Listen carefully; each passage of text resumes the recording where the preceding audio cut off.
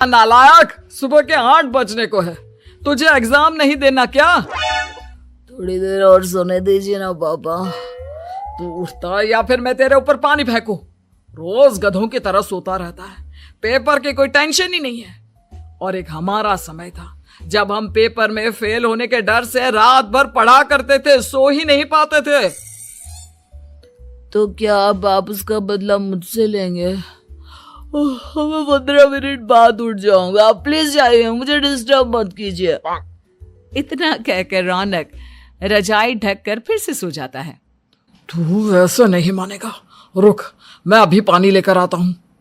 बस फिर क्या था, इतना कहकर वो भागते हुए बाथरूम में जाते हैं और पानी की एक बड़ी सी बाल्टी लाकर रौनक के ऊपर फेंक देते हैं। पानी पड़ते ही रौनक झट से उठ जाता है। ये आपने क्या किया पापा? अब तू उठेगा नहीं तो यही करना पड़ेगा ना। वैसे थैंक्स डैड, आपके कारण ना अब मुझे नहाने की भी जरूरत नहीं पड़ेगी। चलिए अब आप माँ से बोलकर मेरे कपड़े निकलवा दीजिए, तब तक मैं ब्रश कर लेता हूँ। वैसे कल ना आप एक काम और करना, नहलाने के साथ साथ मुझे ब्रश भी करवा देना।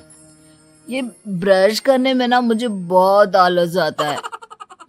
रौनक की बातों से अरविंद का मुंह खुला का खुला रह जाता है। वो अपनी पत्नी कमला के पास जाता है और रौनक की हरकतों के बारे में बताता है, जिसे सुन उसकी पत्नी हंसने लगती है। तुम अपने बेटे को समझाने के बजाय हंस रही हो।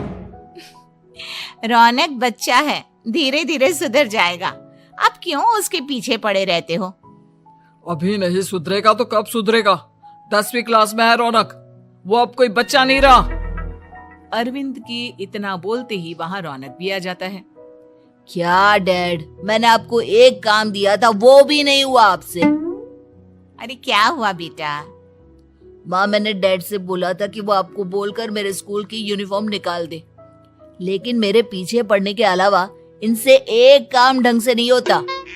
देख रही हो कमला, देख रही हो अपने लाडले को? अरे आप चुप रहिए जी। चलो बेटा, मैं तुम्हें कपड़े निकाल कर दे देती हूँ। बस ऐसे ही साल पर साल बीतते जाते हैं, लेकिन रौनक के रवैये में कोई बदलाव नहीं आता। वो पहले से भी ज्यादा आलसी और पूरी तरह अपने माता पिता पर निर्भर हो जाता है। 2 साल बाद पता नहीं कहाँ गायब रहता है पूरे दिन, अब तक तो आ जाना चाहिए था। अरे आप इतनी फिक्र क्यों कर रहे हैं उसकी? दोस्तों के साथ खेल रहा होगा, आ जाएगा अभी। ये कोई टाइम है खेलने का? 10 बजने वाले हैं, इतनी रात में कौन खेलता है? कमला कुछ कहती उससे पहले ही रौनक वहां आ जाता है। मम्मी जल्दी से खाना लगा दो, बहुत भूख लग रही है। तुम्हें तब तक खाना नहीं मिलेगा जब तक तुम बता नहीं देते कि इतनी रात गए कहां से आ रहे हो। ओ प्लीज डैड, अब आप एसी पे प्रद्युमन बनकर मेरे सर पर बंदूक लेकर मत बैठ जाना। अपनी फालतू की बकवास बंद कर और बता कहां से आ रहा है। माँ अब समझाइए ना डैड को। बता देना बेटा, इनको भी तसल्ली हो जाएगी। आप बोल रही हैं तो बता देता हूँ, मैं दोस्तों के साथ मूवी देखने गया था, इसलिए देर हो गई। तो इन सब चीजों में मेरे पैसे उड़ाता है? कभी 1 रुपया कमाने के बारे में सोचा है तूने? जब देखो हवा की तरह पैसे उड़ाता रहता है। माँ अब आप इन्हें चुप करा दीजिए, वरना ना मुझे गुस्सा आ जाएगा। अच्छा क्या कर लेगा? बता ना क्या कर लेगा तू? वैसे बात तो ठीक ही है, मैं कर ही क्या सकता हूँ, पैसे तो फिर भी मैं आपसे ही मांगूंगा ना। चलिए अब ये सब बात छोड़िए और मम्मी मेरे लिए खाना लगा दीजिए। अभी लगा देती हूँ बेटा। मैं बता रहा हूँ कमला, एक दिन ये ऐसे ही बिगड़ जाएगा। ओफो, आप क्यों इतना पीछे पड़े रहते हो मेरे बच्चे के?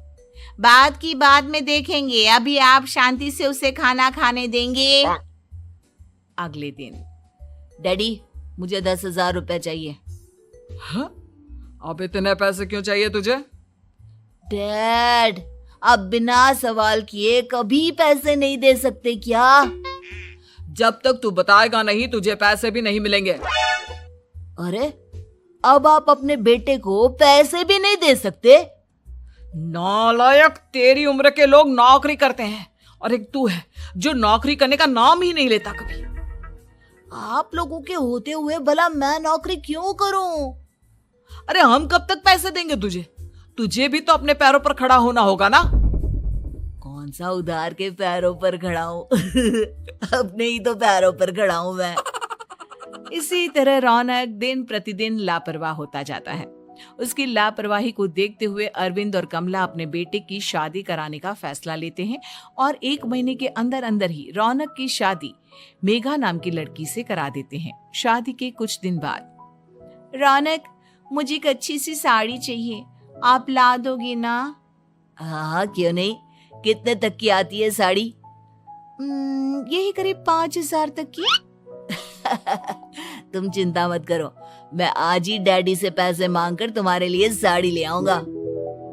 आप कब तक ऐसे ही अपने पापा से पैसे मांगते रहेंगी? कोई अच्छी सी नौकरी क्यों नहीं कर लेते आप? अरे डैड के होते हुए मुझे नौकरी करने